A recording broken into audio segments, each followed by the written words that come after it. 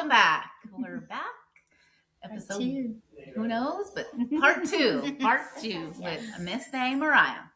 So on our first part, we kind of went over her thoughts and reactions with us meeting.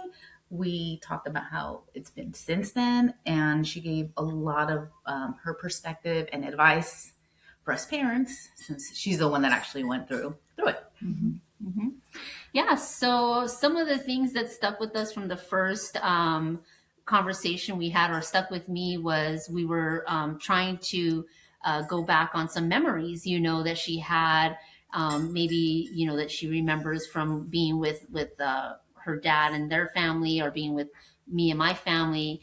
And it stuck out that she says she kind of doesn't have memories, and she kind of like, to me, felt like blocked out that time frame of her life, and a lot of it had to do with, because of, it sounded like what she was dealing with from us. And that doesn't make me feel good, right, as a parent, because you want your child to be able to look back and see some good memories. And I thought I was doing good, right, because she mentioned that she didn't know a lot of what was going on. She just knew that there were arguments. So in a way, I thought I was doing good by not fighting with Vanessa in front of her. That was something that I know I didn't want to do. I always tried to avoid fighting with Vanessa in front of her, except for that last one, which will come up one day. But maybe.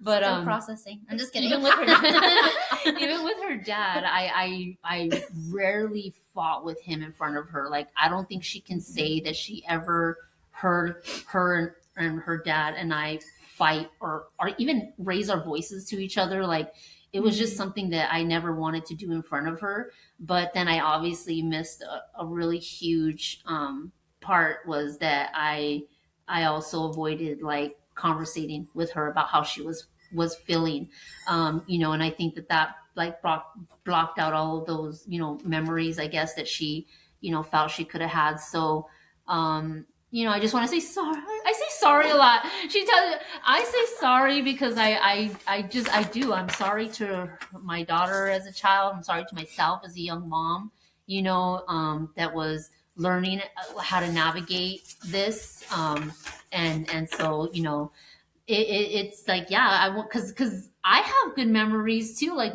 once I picked her up, and once we did things and we'll take her to her games and all of her awards and everything like that. And I just, wish that she was able to hang on to more of those memories. And I know that it had a lot to do with, from at least my side, if I had to say what I did wrong, from our side, was maybe, just sometimes I would let my partner get upset, or they would get upset, picking her up and things like that. And then we would go and do things. And because Vanessa and I didn't communicate with what was happening, all Mariyah thought was that I had left her, when I would go to do softball events or go to do other type of things with because altogether there is 7 of us. So she has 7 of them. Yeah, 7 of us on my side. So she,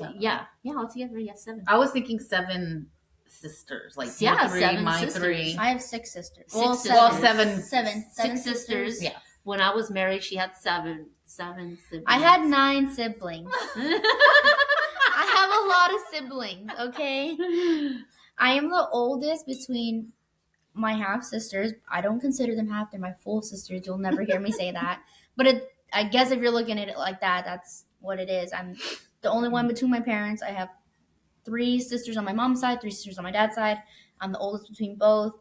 And then I have 3 step siblings. When I was married. Yes. When I was older than my sister, and then I had 2 older stepbrothers.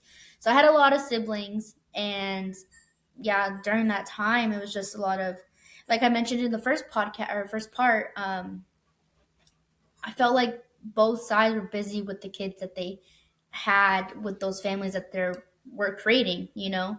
My mom was busy with softball and doing all of that with my sisters, and they were in travel. It wasn't just city softball. It was travel ball. They were gone a lot of the times, and I would go with them too. And it was, we had good memories going on those trips, but it was always a new tournament, a new place that we were going almost every weekend. It felt like, so it was always that. And it was, I had my soccer games, but soccer season came and went. And when I would try to do club or anything like that, like it was never, it wasn't something that I can do. I saw my sisters being able to do that. I saw on both sides, my mom and my dad's side, my sisters doing dance and cheer and all of these things. But when I wanted to do that, I couldn't. And it was just, and I feel like I don't really know why I couldn't. It was just, no one had time for me, I felt. Because we couldn't get our shit together. Yeah, I felt like it was just, no one had time for me. No one could, that was it. My sisters were younger, and it's hard too. And if you're an older sibling, it's different. You worry about yourself because you're the oldest. That's kind of like when you're the only child growing up, and before you have siblings, it's like that's all you think about. You're just kind of worrying about yourself, and then your siblings come in, and then you worry about them. Like your siblings come in, and I take on that role of maturity towards them. Like I want to take care of them. So it was more of like, okay, my sisters are doing things. I'm their biggest supporter. If you know me, I love my sisters. Mm-hmm. I'm always there for them. And so it affected me, but it was also like, I was there for my sisters too. So it hurt me not being able to like go do club soccer or things like that. But I was also supporting my sisters too. And so that it like bothered me and didn't bother me, if that makes sense. I don't know how else to articulate it. No, but I would say that you are like the best sister. And like, what is that? What do they say? Like I guess the good out of the bad of this situation is exactly what you just said right now. Like I didn't realize that created probably even more so you being that supportive sister that you've always been, because we didn't support you the way you should have been. Mm-hmm. Sorry, it's not funny. It's not funny. It's just funny. But not, I can understand it. Like the way you said it, I was like, oh, that kind of makes sense. Yeah, like I don't know, if you know me, I love my sisters. Mm-hmm. I'm their number one fan. Like I will always be there for them. And even seeing my other family members outside of marriage or within our own blood family as well, like things can happen, people get angry, but I think I see that, and I have to remember, like, those are my sisters and I will do anything for them. And despite how situations came up between Vanessa and I after everything happened, and I wasn't around for 6 or so years, I didn't let that affect being with my sisters. I still try to call them. I still try to pick them up to go get dinner or breakfast, even if it was at Chick-fil-A down the street, even if it was just going to Target for a couple of hours or something. Like, despite how my relationship was with my mom's partner or how my relationship was with Vanessa, like, I always made sure I was there for my sisters. And so that's the thing too. It's like you have to remember, or like, I don't know,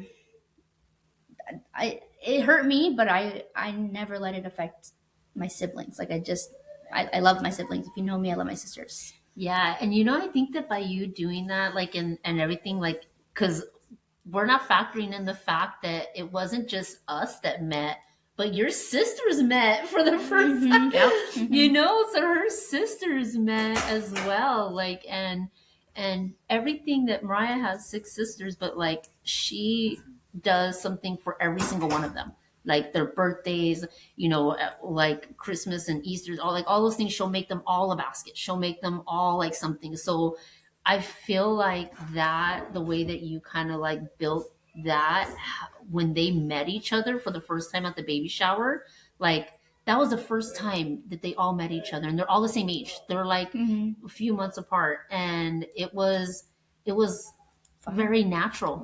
Like, were you like excited for them all to meet each other? Yeah, it was. I think they haven't all met each other. I think it was more like one sister met one sister type situation. Yeah. at like my graduation or something like that. But it wasn't like all my sisters were there and they were all talking and all like interacting. So, but like you said, I don't know, it didn't feel weird to me. Like I didn't feel like, oh, they're meeting or anything like that. It was like, these are my sisters. Like I don't know, it just felt very. And I never like my mom said, like I try to do something for all of them. I try to make sure that they all feel loved and in their own ways too. I mean, if you know my sisters, they're all different, but I all try to make them feel loved in their own way. And I don't know. I love. I don't know. I keep saying it, but I love my sisters. You're a good big sister. I'm a good big sister, I guess. Like I don't know. I just I couldn't let what was happening between my parents affect my relationship with my siblings, and that's something I will hold on to and practice as we continue to all get older. Because they're getting older too, so it's something that I want to make sure that we all instill, and I tell my sisters too, because they're starting to live their own adult lives. But we just have to make sure that we're always there for each other. And I think that's something, as we see our older relatives do, or outside family and friends do, like we see it on the outside from other families, and we're like, we can't let that happen to us. Like we try to instill that so much, like we can't let an argument or let a situation define our relationship with each other. So if you're in a separated family, a blended family, like hold on to your siblings. Like it's so important that you do, because if anyone's gonna know how you're feeling, or if anyone's gonna be there for you, it's gonna be your siblings. And but I also sorry. No, sorry. It's just because I also, like, as an older sister, I didn't bring them into my situation either. So we were each other's support system, but I wasn't like, hey, this is happening to me, or like something like that. It was just like I was there for them type situation. So I wasn't like bringing them into the drama. Yeah, I think we need to tell your sisters to start being. Are they there for you? No, they are. Yeah, yeah. No, I love my sisters. I mean, as far as I know, yes, they are all. They're all very close. To the point where we don't like. The girls go see each other on their own. And that was something that I wanted always of them, was I don't want to have to tell you to go visit your sister, go call your sister. So. I don't know how we did it, but throughout everything, Mariyah maintained that love between all 6 of her sisters, even though we had such toxicness with us. Like we said, we couldn't even talk to each other, but Mariyah maintained her relationship with her sisters. And I think that's something that's awesome. And I'm so glad that we're able to continue on that, moving forward, because Mateo now has 6 tias. Yeah, 7. 7 tias. With Brian's side. So, and you now have a house full. Very cool. Yeah. So, I mean, let's see. Talking about the memory, though. Going back into that. Yeah, I mean, I want to get back to like the memories and just being able to, help other kids, like not like feel that they can't hold on to good memories or have good memories. So, but that starts with us parents, like everything that she was saying, she was a kid. There wasn't anything that she really could have done. It was between us, and having the conversations. So, just really quick, a little quick plug. This ties into our academy that we're going to be having soon for stepmoms, bio moms, and also together, because this is something that just can't be done in just a podcast. Sometimes you need to have like that weekly venting. Wait, academy? Yes, girl. Really? We have academy going on. Is this? Don't you know? I don't know, actually. Don't worry about it. We'll tell you about it later. It's coming soon. Details will be coming soon, but it's really good. Like, I was impressed too when I was. Okay, it's really good. Yes. It's really good. We'll talk about it later. Okay. But it's coming. And we're putting in a lot of Mariyah's input in as well, because this has a lot to do with, obviously, the kids. So as advice, like moving forward, now that we're all like a family and we're, is there, what would you say that is there anything that you would keep the same? Would you say, like, maybe from what we keep the same? Like as far as like what we had like went through, you know, is there anything that you would change or that you would like stay the same, or what you would have like differently from then? I don't know, because I'm not one of those people that wants to change things for my own benefit. I mean, if things were different, I may not have my sisters. If things were different, I might not be where I am today. So I don't know if I would necessarily change anything. I think a lot of the situations that I went through made me very strong, made me very independent. So I don't know if I would necessarily change anything. Um, yes, a lot of things hurt me. Yes, I was affected, and yes, there was a lot of tough situations, but I don't know if I would change it. I don't. Yeah. So I'm gonna take a quick commercial break. They You all want dinner from In-N-Out? want In-N-Out again. In-N-Out. They just had it yesterday. In-N-Out. Process. It sounds like the vote is in now for I you. guess.